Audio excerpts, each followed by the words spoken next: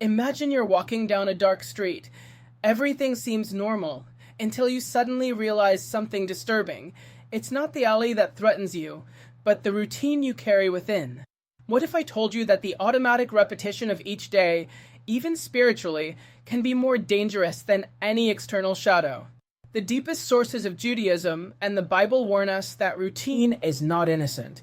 It's a silent enemy that slowly kills the soul, turning the sacred into emptiness and the transcendent into mere habit. But there is a secret, passed down by the great masters of mysticism, capable of breaking that invisible chain. A knowledge that very few understand, but that can completely change the way you pray, think, and live. In this lesson of our free course on the Mishnah, we will discover together why routine is so destructive and what the key is to escape it.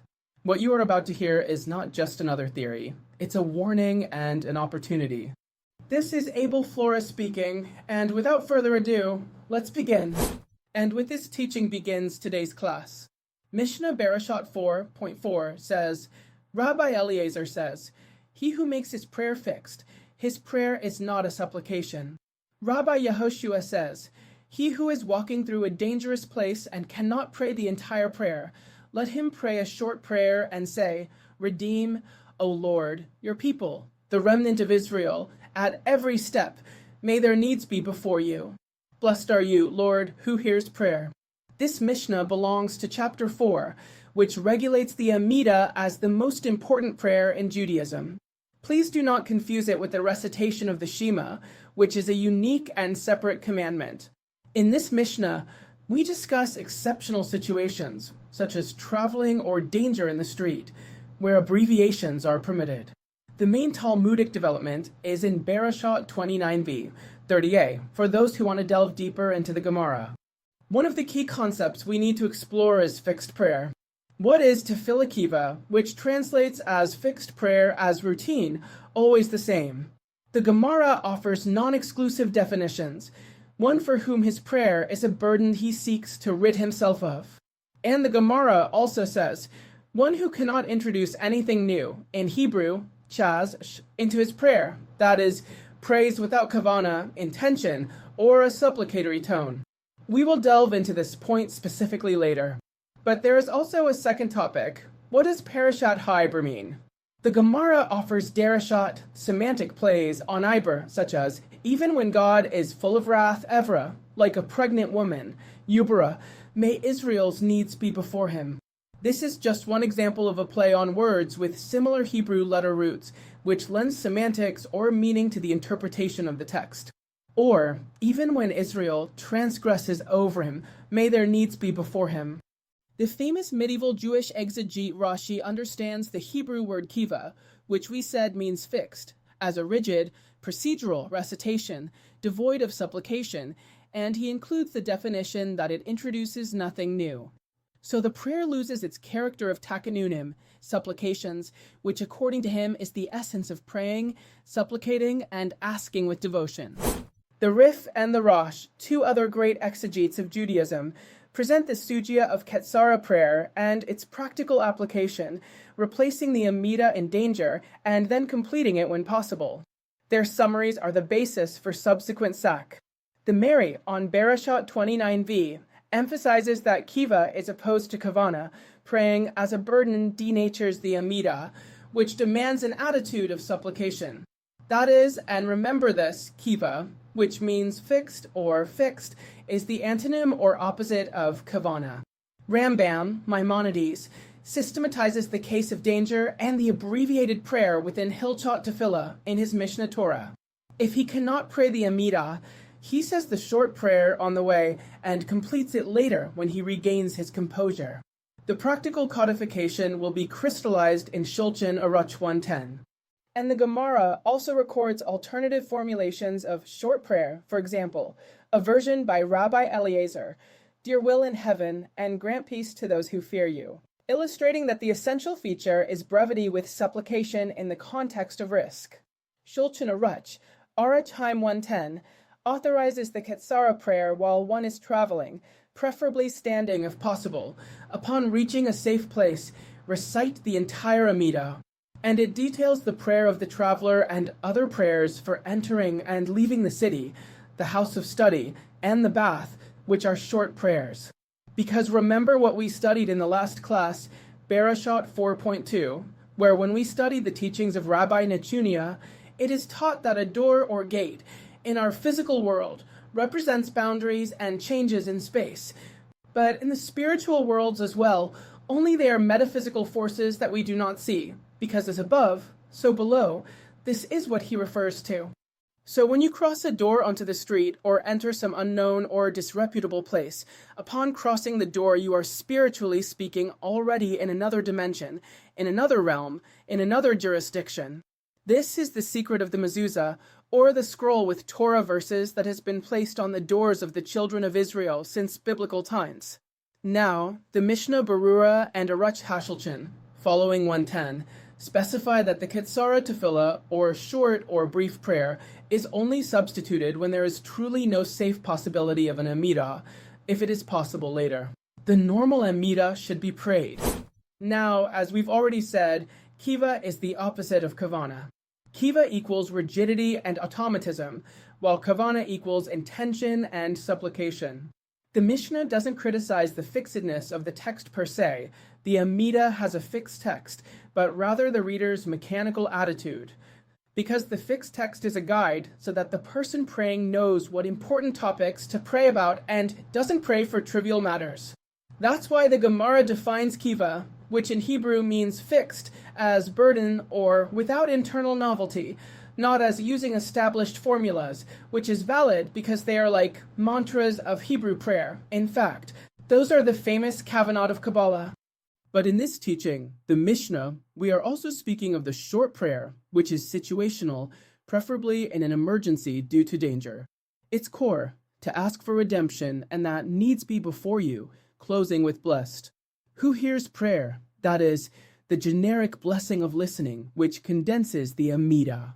The Gemara expands the nuance of Iber to teach that supplication does not depend on the merit of the moment. Even in moments of divine anger or our own failings, we continue to ask for sustenance and protection. Even more so in moments of real and imminent danger. The practical halakhic implications, SAC, relate to a real danger or an unsafe context, e.g., walking on a road, custody, emergency, say the Ketzara prayer. If there is safety and time later, pray the regular Amidah. Without danger, but in a hurry, the abbreviated Amidah is not used for convenience. The complete Amidah is sought with Kavana. The abbreviated Amidah is a header of risk, not of haste. Regarding posture and location, it may be recited while walking. If you can stop and stand, all the better, but as long as it doesn't put your life at risk. And as we said, completing it later. Upon reaching a safe place and without distractions, the regular Amidah is performed. This Mishnah provides a paradigmatic formulation of Ketzara Tefillah. The Gemara provides other brief formulations, for example, that of Rabbi Eliezer. The point is not textual uniformity, but rather preserving a concise supplication in the face of danger. The notion of a brief supplication is related to other, short tefillos, such as entering and leaving the house of study, teaching that dialogue with God accompanies transitions of risk or tension. Of course, there is a theological reading here, as a critique of routine. The Mishnah denounces the prayer performed out of obligation. The fixed Amidah is not a problem. The problem is emptying it of supplication. The requirement is a living intention. Supplication in transit, parashat haiber, even when there is anger, or when we transgress, Israel asks that there needs be before you, the door of tefillah is not closed. So, starting from the fact that the Mishnah, Berakhot 4.4, warns that prayer performed as a Keva, mechanical fixation, is not supplication, Kabbalah takes this approach and radicalizes it. An act without intention, kavana, equals a body without a soul, guf v'alai neshama. The classic thread of this thesis, founded in the Zohar as the most important book of Kabbalah, and the Lurianic school and Hasidism, holds that the living intention is the animating element that elevates the act. Without it, the ritual remains inert. The Zohar explains that the body versus soul archetype is a religious act. The Zohar, the central corpus of Kabbalah, uses recurring language, and equates a mitzvah or commandment with prayer, but without kavana, like a body without a soul. The intention is the neshama of the act. The application of this to tefillah is that when tefillah becomes mere routine, it loses its soul and does not ascend to its proper planes. Kavana is what makes it alive and ascending. Kavana is like the fire that ascends and ignites the soul, the neshama. This is a good example you should remember. Kavana, which is the true intention of the heart, is like fire. It ignites the soul, the neshama. For the Zohar, routine kills the soulful dimension of avoda, or service to God. Remember that in the Torah of Moses, the avoda of the heart is precisely prayer, and it is a commandment separate from the others, even different from the recitation of the Shema. Praying for the sake of fulfillment is not neutral. It devitalizes the connection between worlds. The Arizal school, Sha'ar HaKavanot, and the spiritual engineering of intention teaches us, as the Ari or Rabbi Yitzhak Luria in his book Sha'ar HaKavanot, where he systematizes that each section of tefillah, with its specific kavana, links and unifies worlds, alamat, and sphirot. Intention is not an ornament. It is the mechanism that connects and elevates. Without it, the action remains external, only body. Therefore, it is like a dead prayer, because a body without a soul is a corpse, technically speaking according to Kabbalah. The Lurianic conclusion is that routine equals disconnection from the flow shifa, that kavana triggers. Mechanical prayer does not engage the higher correspondences, so it does not operate its full tikkun. That is, such a prayer does not rectify. In Hasidism, as in the book Tanya, which is like a summary of the Zohar, and the canonical metaphor, body without a soul, Rabbi Shneur Zalman's Tanya, in chapter 38, states that prayer or blessing without kavana is like a body without a soul. In other words, the ideas of Kabbalah and Hasidism are the same. Here, it is developed that the act is the body, and the intention is the soul of the mitzvah or commandment. The act counts legally, but without kavana, it does not live or ascend to its corresponding spiritual plane. A practical corollary. When full kavana cannot be sustained, motivation, such as love or fear of God, must be worked on to ignite the soul of the act. Otherwise, the service becomes burdensome, a routine. To help eliminate or defeat routine, there is a pietistic tradition and devotional manuals with Kabbalistic roots, such as the famous Shovet HaLevavot, influenced by mystical currents, which helps people pray. Shovet HaLevavot already formulates the maxim, tefillah without kavana is equal to not having or not igniting the soul, and establishes interiority as a condition of service. This maxim is inherited by Kabbalists and Hasidim, as we have already explained. There is also the work Yesed Vi Shoresh Havoda from the 18th century, which is a manual strongly influenced by Kabbalah and demands, igniting the heart with meaning and devotion to avoid routine, because routine, simply and sadly, kills. The Kabbalistic diagnosis of routine and why it destroys the soul is as follows. The vertical energy is cut off, disconnection from alamat or the higher or elevated worlds without kavana. The act does not connect with its sephirotic root. It remains external, chitzoniate, and does not elevate the person's nefesh, ruach, neshama. This is basically the Lurianic reading of Sha'ar HaKavanot. The soul spark is also extinguished. According to the Tanya, intention is the vital breath of the act. Routine leaves it without neshama, and therefore spiritually inert. And there is a regression of the soul's levels. The Zohar describes degrees, nefesh, ruach, neshama, routine encloses the person in an operative nefesh without access to higher consciousness. There is also a false continuity. Repeating lifeless formulas creates the illusion of worship, but generates empty habits that desensitize, spiritual callous. Hence the Kabbalistic insistence on renewing the kavana in every baracha and every day. And what are the Kabbalistic antidotes to routine? Short prayer is in danger, as we are studying precisely in this Mishnah Berakhot 4.4 better short with soul than long and mechanical, then the Amida is completed. Kabbalah reads a golden rule here: preserve the living spark, even if it is brief, because like a small spark of fire, it must be used briefly. The Lurianic Kavanot, which we will study later in this class, seek to assign intentions to each section. Sukiai de Zimra, Shema, Amida, all of these sections are currently in their Siddur, or Jewish prayer book, to activate connections with the Sefirot. Thus, autopilot is avoided. And we also have the Avodah Shibboleth, service of the heart, as Moses taught, which is a daily practice of mental preparation before praying or studying so that the intention leads the text. Because if there is no minimal kavana, it is better to stop, restart, or abbreviate, depending on the context of the prayer, than to continue for the sake of it. Halacha, or rabbinic regulations, recognizes the formal value of the act, but the Kabbalistic tradition demands awakening the intention. The formation of the kavana is achieved through the study of the meaning of the words, pauses, breathing, zerazit, fervent readiness, and moderate use of kavanot according to one's ability, so that the practice is sustainable and does not become mechanized. What is simply being said here is that a word or phrase with kavana is better than finishing the prayer first like a speed reading champion. This, in any case, can only be done by the chazan when praying in a group or with a minyan. The officiant or chazan must pray the corresponding prayer from beginning to end, but this is his primary function in the minyan. As a preliminary conclusion to all we are discussing here, we must say that for Kabbalah, routine is not an aesthetic defect, but an ontological one. It deprives the sacred work of its soul. The Zohar establishes the metaphor. An act without kavana is equal to a body without a soul. The Arizal explains how intention articulates worlds. The Tanya establishes the practical doctrine. Intention vitalizes and elevates. Routine extinguishes and flattens. Therefore, the remedy is not doing more, but making it alive, preparing the heart, abbreviating when appropriate, to preserve the flame, and training the kavana so that each prayer reaches its soul.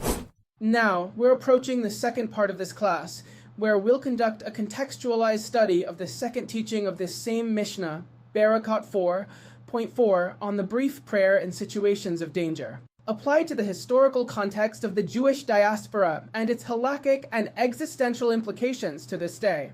Our Mishnah today states, "Whoever is walking through a dangerous place and cannot pray the entire prayer, let him pray a brief prayer." The central idea is, in real danger, it is permissible to shorten the Amida so as not to lose the spiritual connection, but also not risk one's life.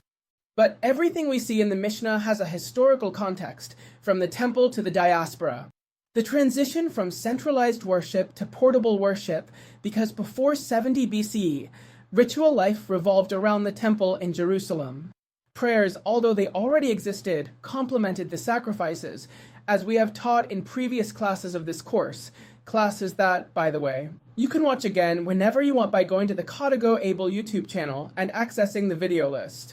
Thus, with the destruction of the temple, the Jews were left without an altar, and tefillah became their sacrifice of the lips, as the prophet Hosea says in 14:3. The endangered prayer of Mishnah 4:4 becomes key.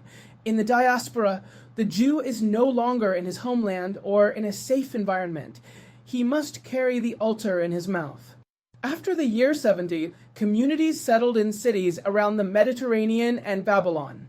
There they faced physical insecurity, banditry, dangerous roads, occasional pogroms, environmental hostility, idolatry, dominant cultures, restrictive laws, and uprooting, loss of territory, language, centrality of the temple. In this context, the Ketzerah prayer is a symbol of spiritual flexibility, being able to sustain the relationship with God even in transit, even at risk. Short prayer is like a model of spiritual survival, maintaining the connection under minimal conditions, better short and with kavana than long and mechanical. In the diaspora, this means praying wherever possible, even without a synagogue or minyan, and then completing it when there is a community. This is the true context of what was happening in the time of the Mishnah. Thus, a portability of worship or Torah observance is needed. The Amida can be abbreviated because the essence of prayer is supplication, not empty ritualism, not words, not blah, blah, blah. This creates a model for post-temple Judaism, worship independent of location. The reading of the sages from a diasporic perspective is evident, for example, in Ramban Maimonides, who lived in Egypt, and in his work Hilchot Tefillah 1:1 and 4:16, sees daily tefillah as avodas shibboleth, service of the heart. After the destruction of the temple, this avoda does not replace the sacrifices, although it is actually more of a complement. Therefore, when there is danger, the important thing is to preserve the avoda of the heart, not the format. Rashi and his grandsons, the famous Tosafot, in their commentaries on Berakhot 29v, emphasize that the Ketzerah prayer is said while walking. There is no need to stop. The priority is life. The prayer adapts. This is paradigmatic for Jews in transit in foreign countries. Following the metaphor of body and soul, the Ketzerah prayer is the vital core of the Amidah, the DNA of prayer. In the diaspora, where there are no facilities for the entire liturgy, the essential spark is preserved. This ensures that the relationship is not broken even if the framework is missing. All of this obviously has existential implications for diasporic Judaism, which is the foundation of Rabbinic or Talmudic Judaism. As halakhic flexibility and resilience, the possibility of abbreviating the Amidah demonstrates a Judaism capable of surviving on the move, in caravans, in ghettos, on unsafe roads. Awareness of danger and brief supplication, the traveler's prayer, Tefillat Haderek, codifies the idea of asking for protection in transit, typical of displaced people. Here, too, there is an interiorization of the temple. Instead of an altar and priesthood, each person turns their heart into an altar. The brief prayer is the portable sacrifice. Universality of the sacred space, being able to pray anywhere, even in danger, proclaims that God is accessible throughout the diaspora and the world. Because although you may believe today that God is everywhere, and this is absolutely obvious and logical after the destruction of the temple in those years, this idea was not clear. This Mishnah also has a connection with foreign cities. In late antiquity and the Middle Ages, Jewish life in foreign cities, such as Alexandria, Babylon, Toledo, and Thessaloniki, required adapting prayer times and places to hostile circumstances. Short forms of prayer then emerged to avoid attracting attention in hostile contexts, especially with an all-encompassing idolatry that required reinforcing kavana in the face of the impossibility of a complete ritual. Thus, Rabbi Yehoshua's teaching is a norm for Jews in transit and minority, not to suspend tefillah, but to adapt it. Because that is always the power of the Torah, it adapts according to the person, the community, and the country, but the Torah is eternal and never changes, only the way of interpreting it, which, by the way, is already a lot. Thus, the second part of this Mishnah in Berakhot 4:4 is much more than a technical concession. It is a spiritual survival program. It teaches that in conditions of danger, exile, and displacement, precisely the reality of the diaspora, Judaism must maintain a minimal but living connection with God. It must prioritize life and security over the complete form of the ritual. It must internalize the temple. Each brief prayer, each supplication, is a portable altar and transforms routine into resilience, not losing the essence even when the structure is missing. This explains how, after the destruction of the temple and the dispersion, Judaism did not disappear but reinvented itself. It made the fixed liturgy a system, but with clauses of vital flexibility like the Ketzerah Tefillah, preserving its soul amidst dangers and foreign cities. By the way, although the Mishnah refers primarily to physical danger, we also have to put into context the spiritual danger of foreign cities filled with idolatry and where a Jew, unwillingly or not, could find himself in a controversy for praying in the street, in front of some altar of idolatry. That is why the Mishnah teaches all these things. This is the historical context where this teaching arises. Now, before concluding, I believe it is fair and appropriate to study one of the most famous phrases in the entire Bible, which says, "Even though I walk through the valley of the shadow of death, I will fear no evil, for you are with me." This is what Psalm 23:4 says. This psalm, number 23, is one of the most universal, Mizmorim, a short poem, only 6 verses, that presents God as shepherd and host. It has 2 scenes. Verses 1 to 4 speak of the shepherd who guides and protects the sheep, and verses 5 and 6 speak of the host who prepares a table and a home for the persecuted. It is considered a psalm of trust. In Hebrew, Mizmor B'dashon, it is not a formal supplication or praise, but rather a declaration of security in God in the midst of danger. Today, we are interested in analyzing verse 4, Valley of the Shadow of Death in the Hebrew G Psalmavet, which can be translated as Valley of the Shadow of Death, traditional translation, but also as Gloomy Valley or Dark Valley, which is a more philological translation. The term Psalmavet combines tsel, shadow, with mavet, death, a dark and deadly place. If we go with a more literal translation of the original Hebrew, the psalm follows the metaphor of the shepherd and his sheep.